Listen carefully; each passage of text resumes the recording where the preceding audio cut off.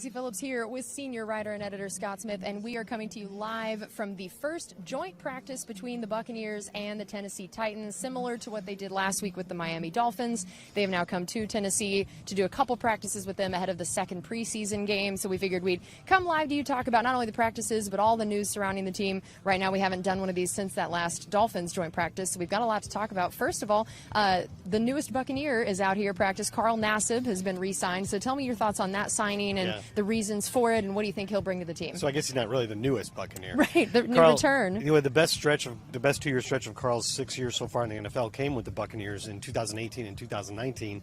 He had 6 sacks the first year and 6.5 the second, and honestly, he was a waiver claim after being kind of a surprise cut by the Browns, and so when we got him in September, I don't think we anticipated he'd play that big of a role, but he ended up over 2 seasons starting 17 games. He's very good against the run. He's very energetic. He's very hyped up when he's out there, and you know, he's definitely a big effort guy, and he was a pretty good pass rusher for us too. And the depth at that spot was already not great, because after Shaq and Joe Tryon-Shoyinka, and then Anthony Nelson and Cam Gill, it's all just rookies. And even Cam Gill himself doesn't have a whole lot of experience, but he was looking pretty good. Had a sack in that first game, but he got a Liz Frank injury, required surgery. We don't know how long he'll be out, but it's probably a pretty decent amount of time.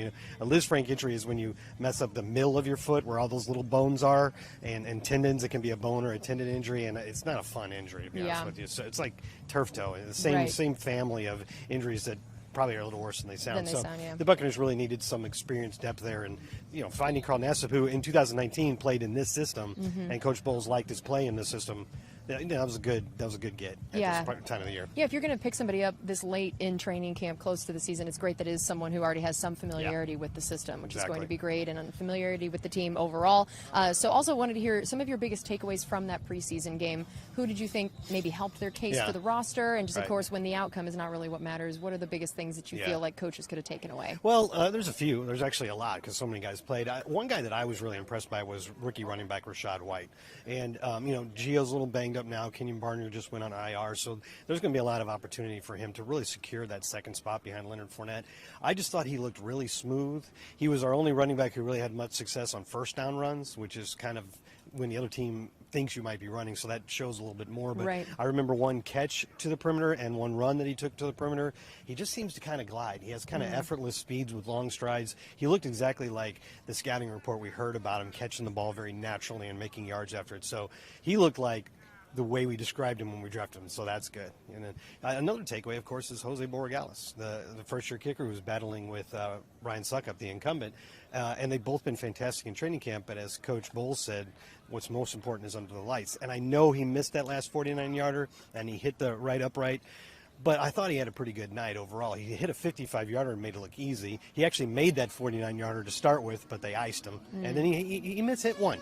He also kicked off a couple times, which, if he makes the roster, he gives you another option in addition to Jay Camarda. So it wasn't obviously the perfect night, but I thought he looked pretty good. I don't think he dropped himself out of the battle with that. Right. And speaking of special teams, we always talk about how much that can be a deciding factor in who makes certain rosters. And what did you see in terms of the return game, of who they gave a shot at it and how that went? I'm glad you asked me that, because I was going to mention that as well. Devin Tompkins, notably, who's just been, he's been really kind of the talk of even going back to OTAs, but also training camp. Rookie receiver, not a big guy, but very quick and fast, and plays bigger than his size. And Jarrett Stearns is in the same boat. He had a really nice game. But Devin Tompkins got the first 2 reps at punt return, also got a rep on kickoff return, and that says a lot to me. I mean,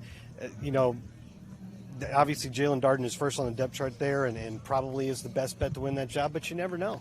I think that said a lot. Also, a young outside linebacker named Jordan Young had a nice stop and force fumble on a coverage of a punt, so he helped himself a little bit there. Okay, and then we got a pretty extensive look at Kyle Trask as well, because you only had Blaine Gabbert for a little bit. So what did you see from his performance? I thought he did pretty well. I mean, you can never read too much into preseason, because you don't know. First of all, the game plan's vanilla, and there's different levels of competition as the game went on. More reserves came into the game for the Dolphins. But, he made some really nice passes. Jarrett Stearns, who made what looked to me like a really nice catch on a slot fade route out of the slot, he later said a couple times that the throw was just perfect. It was over the defender and over his shoulder, and he said all I had to do was put my pinkies together and just settled right in. So he looked really good on that pass. He converted that they got into a 3rd and 21 on what would be the final drive, and he didn't panic. He was calm and collected, and he ended up converting a 4th and 12 with a 20-yard pass also to Jarrett Stearns.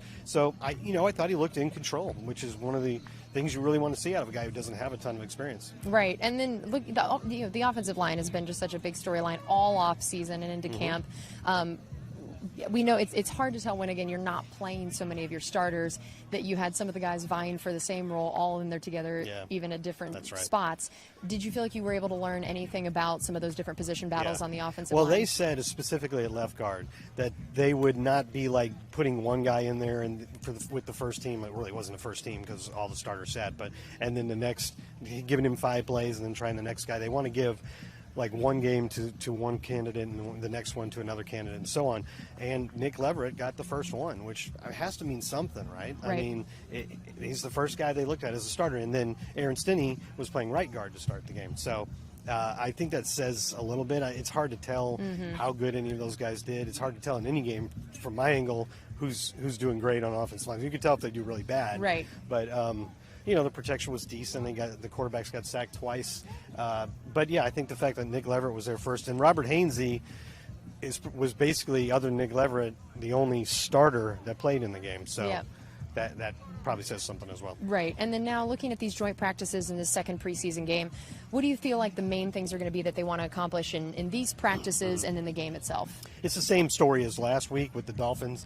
The value of these is that you can set up any situations that you want. They may or may not come up in games, and that's what Coach Bowles was talking about before he came here on Tuesday, that's what you get the most out of these games is setting up situations. You can get plenty of reps for your starters, and that can influence how much you play them in the second game. He has said earlier this week that the starters will play a little bit more, which means any at all, since they didn't play in the last one. And that doesn't mean every single starter will play, but I think you'll get a little bit of them in the game, but they'll be influenced a little bit by what kind of work they get in here in these 2 days. Okay. All right. Well, that's going to do it for us here live from joint practices in Tennessee. We're going to come back here tomorrow morning for the second practice and be live again, so make sure you come back for that and stay tuned to all of the coverage of these joint practices on Buccaneers.com.